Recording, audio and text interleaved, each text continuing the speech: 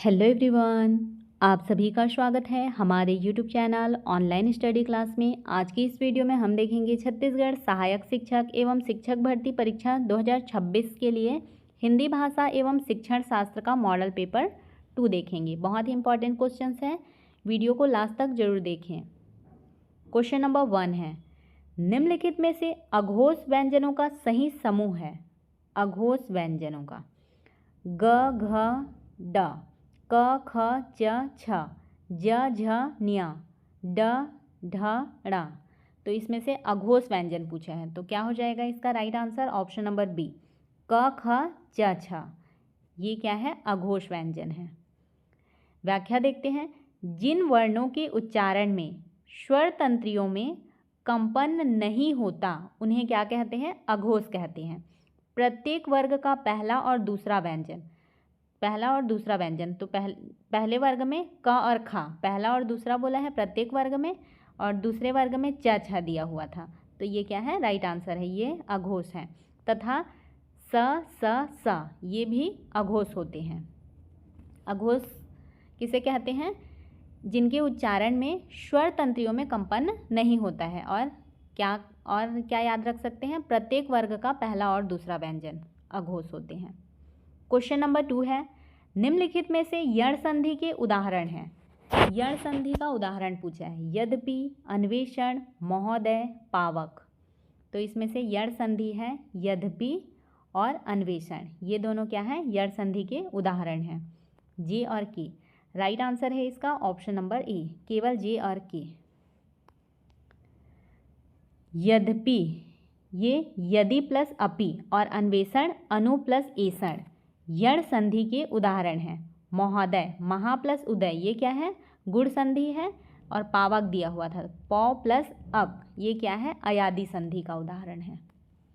Question number 3 है, निम्नलिखित समासों को उनके उदाहरणों से सुमेलित कीजिए बोल रहे हैं। अवयवी भाव समास दिया हुआ है, तो अवयवी भाव समास इसमें से कौन सा है? यथाशक्ति, ये क्या है? अवयवी भाव समास है। फिर दिया हुआ है द्वंद्व समास। द्वंद्व समास कौन सा है? माता पिता। और कर्मधारय, ये है चंद्रमुख, बहुब्रीहि, नीलकंठ, ये बहुब्रीहि समास है। 2 3 4 1 2 3 4 1 दिया हुआ है। 2 3 4 1 ऑप्शन नंबर ए क्या है? राइट आंसर है। यथाशक्ति, अवयवी भाव, माता पिता, द्वंद्व, चंद्रमुख, कर्मधारय, नीलकंठ क्या है? बहुब्रीहि। क्वेश्चन नंबर 4 है, निर्देश में बोला गया है नीचे दिए गए कथन एस और कारण आर के लिए सही विकल्प चुनिए बोल रहे हैं। कथन क्या है? लड़काई शब्द में भाववाचक संज्ञा है बोल रहे हैं, सही है। कारण, जिस संज्ञा शब्द से किसी के गुण, दोष, दशा या भाव का बोध होता है उसे भाववाचक संज्ञा कहते हैं, दोनों सही हैं। राइट आंसर है ऑप्शन नंबर ए, एस और आर दोनों सत्य है तथा आर एस की सही व्याख्या है। लड़का, ये क्या है? जातिवाचक संज्ञा में आई प्रत्यय लगने से क्या बना है? लड़काई बना है। लड़काई मतलब क्या होता है? बचपन, लड़कपन का भाव शब्द बनता है, जो क्या है? भाववाचक संज्ञा है।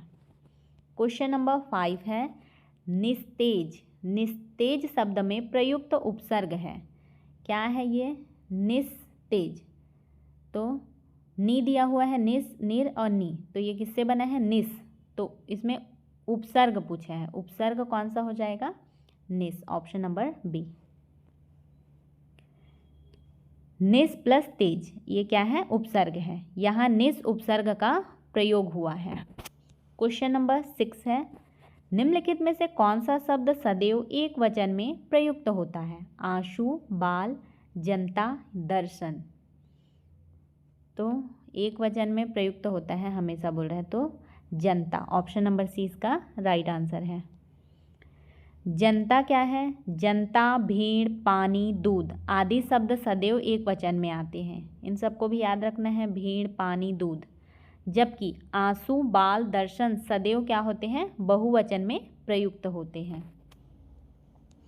क्वेश्चन नंबर 7 है, वह कुल्हाड़ी से वृक्ष काटता है। इस वाक्य में प्रयुक्त कारक अपादान कारक, करण कारक, कर्म कारक या फिर संप्रदान कारक।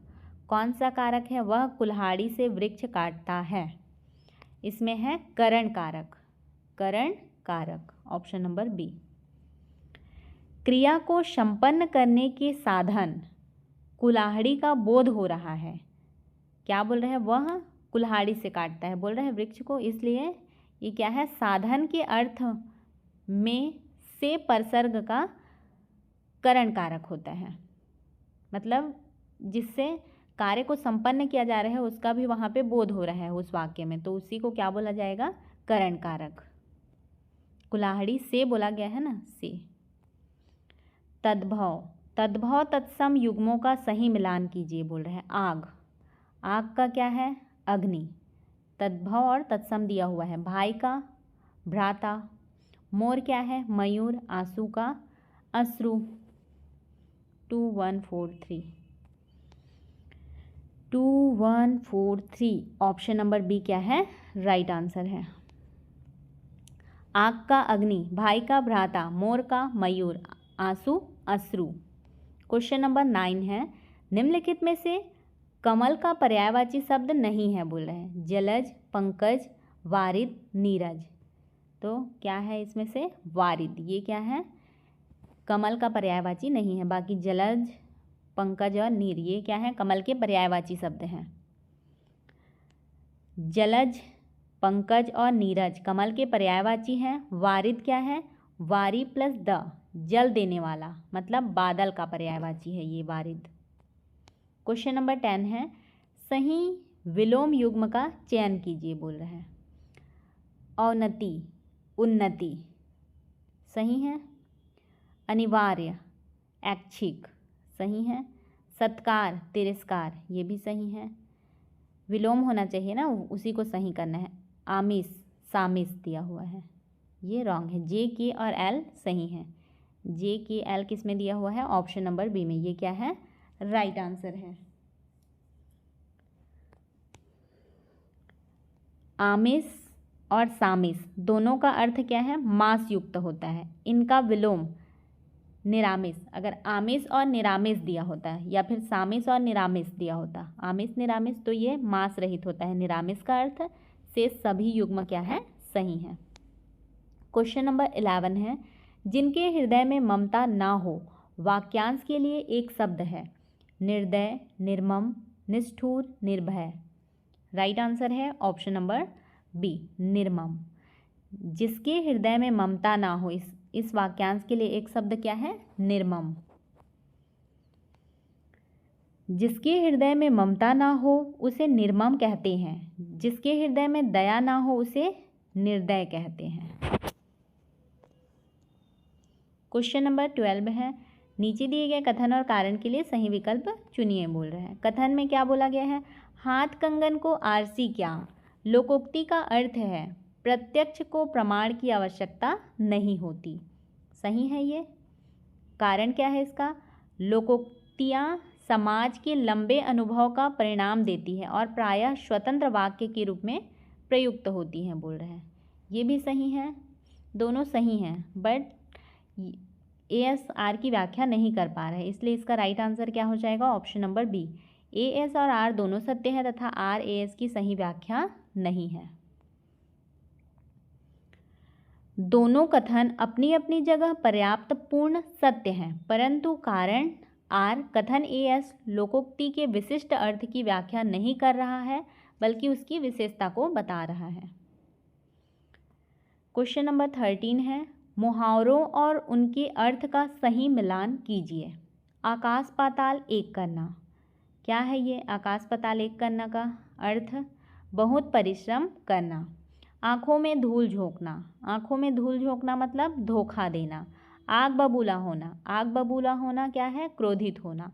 आँखों का तारा होना, बहुत प्यारा होना।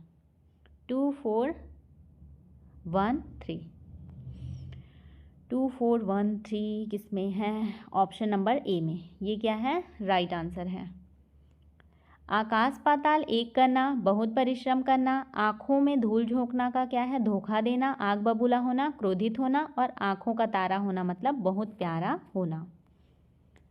क्वेश्चन नंबर 14 है, जो विद्यार्थी परिश्रमी होता है वह अवश्य सफल होता है। यह वाक्य रचना की दृष्टि से है, क्या है? सरल वाक्य है, संयुक्त वाक्य, मिश्र वाक्य या फिर विधानवाचक वाक्य? तो ये क्या है? मिश्र वाक्य है। जो विद्यार्थी परिश्रमी होता है वह अवश्य सफल होता है, ये है मिश्र वाक्य। इसमें जो विद्यार्थी परिश्रमी होता है आश्रित उपवाक्य है और वह अवश्य सफल होता है, ये क्या है? प्रधान उपवाक्य है। अतः यह क्या हो गया? मिश्रित वाक्य। क्वेश्चन नंबर 15 है, निम्नलिखित में से शुद्ध वाक्य का चयन कीजिए। मेरे को आज बाजार जाना है, ये क्या है? क्या बोला है? शुद्ध वाक्य का चयन करने बोला है, तो ये शुद्ध वाक्य नहीं है। कृपया मेरी प्रार्थना स्वीकार करने की कृपा करें, ये भी नहीं है। वह विलाप करके रोने लगी, नहीं है। उसे मृत्युदंड की सजा मिली या पेड़ पर पक्षी बैठे हैं, ये शुद्ध वाक्य है। ऑप्शन नंबर डी इसका राइट आंसर है। यहाँ पे क्या लिखा है? विकल्प को स्पष्ट करते हुए पेड़ पक्षी पर सही विकल्प चुने। राइट आंसर क्या है? Option number D. पहले नंबर पे जो दिया हुआ था मुझे बाजार जाना है, इसका शुद्ध वाक्य है, ये ऐसे होना चाहिए बोल रहे। कृपा और कृपा वहाँ पे 2 बार दिया हुआ था दोनों, जबकि दोनों का प्रयोग एक साथ करना गलत है, इसलिए ऑप्शन नंबर बी भी गलत है। विलाप और रोना एक ही बात है, इसलिए ये भी गलत है। डी नंबर क्या है? पूर्णतः शुद्ध है।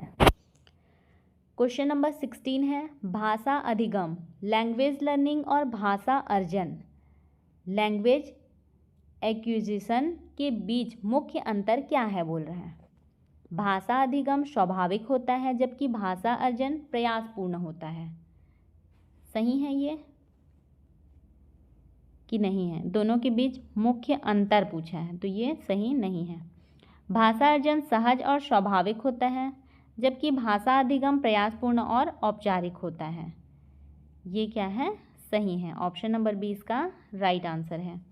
भाषा अर्जन सहज और स्वाभाविक होता है जबकि भाषा अधिगम प्रयासपूर्ण और औपचारिक होता है। अर्जन बच्चे मातृभाषा के रूप में समाज से अचेतन रूप में सीखते हैं जबकि अधिगम विद्यालय में व्याकरण के साथ चेतन रूप में किया जाता है। क्वेश्चन नंबर 17 है, नीचे दिए गए कथन और कारण के लिए सही विकल्प चुनने बोला है। कथन क्या है? लेव वाइगोत्स्की के अनुसार भाषा और चिंतन शुरुआती अवस्था में स्वतंत्र होते हैं और बाद में मिल जाते हैं बोल रहे हैं, सही है। कारण वाइगोत्स्की मानते हैं कि बच्चे सामाजिक अंतःक्रिया सोशल इंटरेक्शन के माध्यम से भाषा सीखते हैं, ये भी सही है, पर व्याख्या नहीं कर रहा है, इसलिए क्या हो जाएगा? Right answer option number B हो जाएगा। ए एस और आर दोनों सत्य हैं लेकिन आर ए एस की सही व्याख्या नहीं है।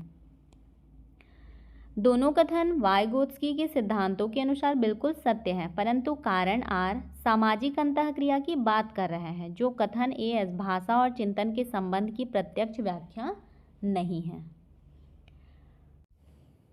क्वेश्चन नंबर 18 है, पठन कौशल के अंतर्गत सरसरी तौर पर पढ़ना स्कीमिंग का मुख्य उद्देश्य क्या होता है?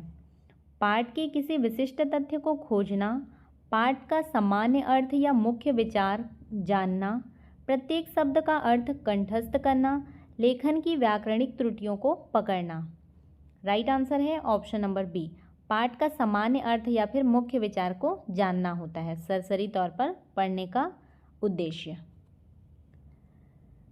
स्कीमिंग सरसरी पठन पूरे पाठ का सार या मुख्य विचार समझने के लिए किया जाता है, जबकि स्कैनिंग बारीकी से पठन विशिष्ट जानकारी खोजने के लिए होता है। क्वेश्चन नंबर 19 है, बच्चों में लेखन कौशल के विकास की शुरुआत किस चरण से मानी जाती है? सुलेख लिखने से, आड़ी तिरछी रेखाएं खींचने, स्क्रिबलिंग से, वर्णमाला के अक्षर बनाने से या फिर वाक्य रचना से? राइट आंसर है ऑप्शन नंबर बी, आड़ी तिरछी रेखाएं खींचने से। बच्चों में लेखन कौशल के विकास की शुरुआत किस चरण से मानी जाती है? आड़ी तिरछी रेखाएं खींचने से। हमारे भाषा में इसको गोदागादी बोला जाता है।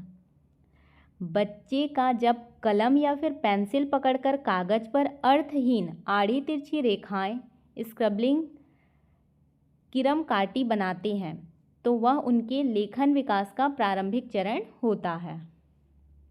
क्वेश्चन नंबर 20 है, बहुभाषिकता मल्टीलिंगुअलिज्म के संदर्भ में सही कथनों का चयन कीजिए बोल रहे हैं।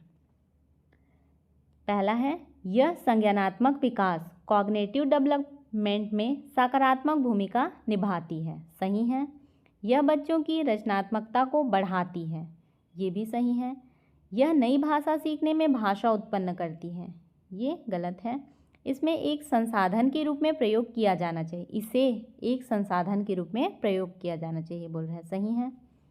जे, के और एम, राइट आंसर है इसका ऑप्शन नंबर सी, जे, के और एम।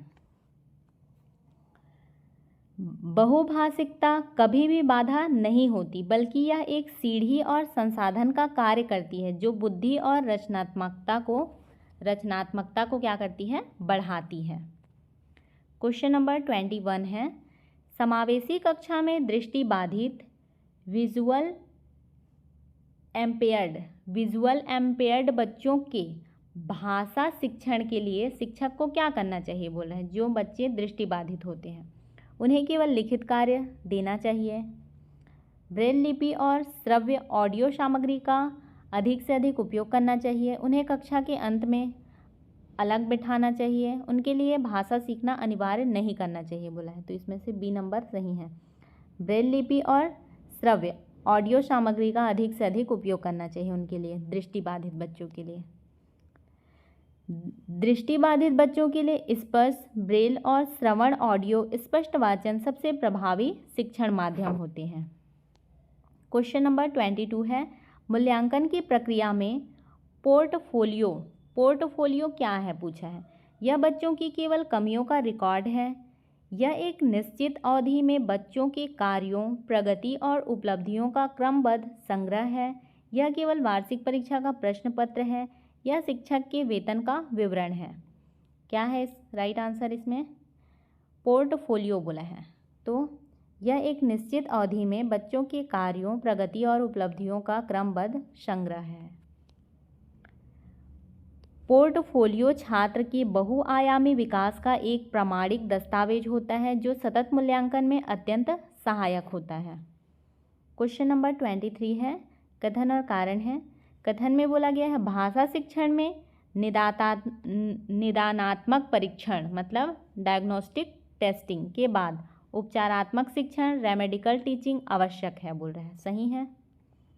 कारण, बिना त्रुटियों के कारण निदान जाने उनका सही समाधान उपचार संभव नहीं है बोल रहे हैं, सही है दोनों। राइट आंसर है ऑप्शन नंबर ए, एस और आर दोनों सत्य है तथा आर एस की सही व्याख्या है। निदानात्मक परीक्षण से अधिगम की कठिनाइयों का पता लगाया जाता है और कारण स्पष्ट होने पर उपचारात्मक शिक्षण द्वारा उन्हें दूर किया जाता है। क्वेश्चन नंबर 24 है, भाषा सीखने सिखाने में शिक्षण अधिगम सामग्री TLM का मुख्य उद्देश्य क्या होता है? कक्षा को सजाना और सुंदर बनाना, शिक्षक के काम को कम करना, विषय वस्तु को रोचक, स्पष्ट और आसानी से समझने योग्य बनाना, केवल परीक्षा में अच्छे अंक दिलाना। राइट आंसर है ऑप्शन नंबर सी, विषय वस्तु को रोचक, स्पष्ट और आसानी से समझने योग्य बनाना। ये क्या है? भाषा सीखने सिखाने में शिक्षण अधिगम सामग्री TLM का मुख्य उद्देश्य है। TLM टीचिंग लर्निंग मटेरियल अमूर्त संकल्पनाओं को मूर्त रूप देता है जिसमें बच्चों का ध्यान केंद्रित होता है और वे आसानी से सीखते हैं।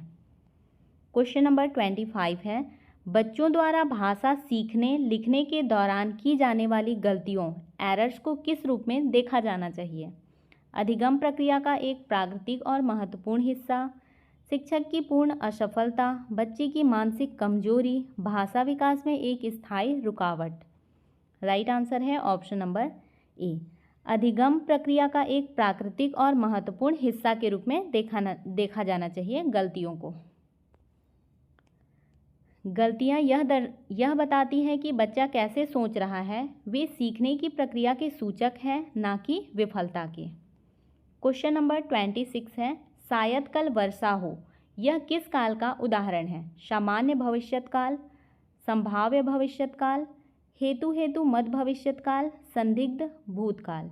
राइट आंसर है ऑप्शन नंबर बी, संभाव्य भविष्यत काल। शायद कल वर्षा हो बोल रहे हैं ना, तो ये क्या है? संभाव्य भविष्यत काल। जिस वाक्य में भविष्य में किसी कार्य के होने की संभावना या फिर इच्छा व्यक्त की गई हो वह क्या है? संभाव्य भविष्यत काल होता है।